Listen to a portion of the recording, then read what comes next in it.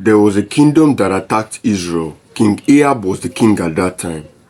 And when King Ahab was preparing to go and fight, right, God told King Ahab, I'm going to give you success. When King Ahab won the war and he came back to the kingdom, God now told him, prepare yourself, plan carefully and prepare your army, because by this time next year, that army and that kingdom that fought you, they are going to come back and fight you again.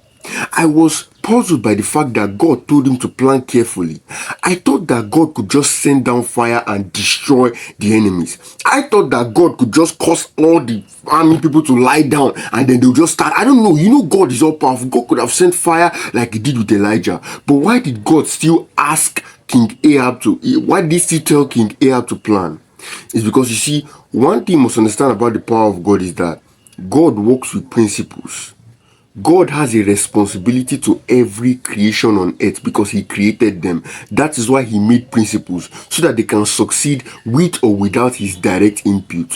When God told King Ahab to prepare, it was not because he did not want to give him success, but because, you see, the way God's success works is that God will create the opportunity, but you must be prepared and you must plan in order to meet that opportunity.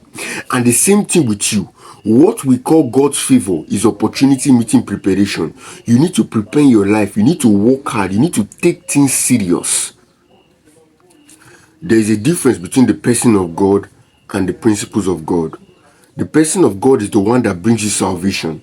You can't go into heaven without accepting the person of God. But you see, when it comes to the principles of God, it doesn't matter whether you are saved or not. This is why Jesus Christ said that your Father in heaven, he causes the rain to fall on the godly and the ungodly, the righteous and the unrighteous, the good and the wicked. Because you see, if I, God forbid, if I'm a man that has killed 60 people in cold blood, innocent people, and I plant corn, and you are a man that has killed none, and you are an innocent man, and you plant corn, when rain falls, both our corn will grow.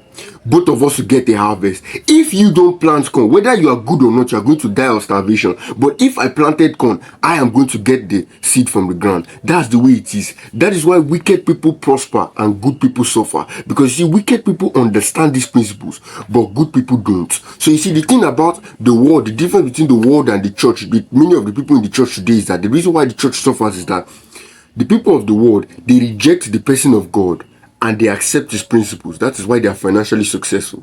But the people of the church, many of them, they accept the person of God. They have salvation, but they reject the principles. But they don't know that they are meant to accept the person of God and still accept the principles. Because the same God that created all things is still the one that created the principles. That is why the 7 spirits have the spirit of God in Isaiah 11 and also the spirit of wisdom. They are both there.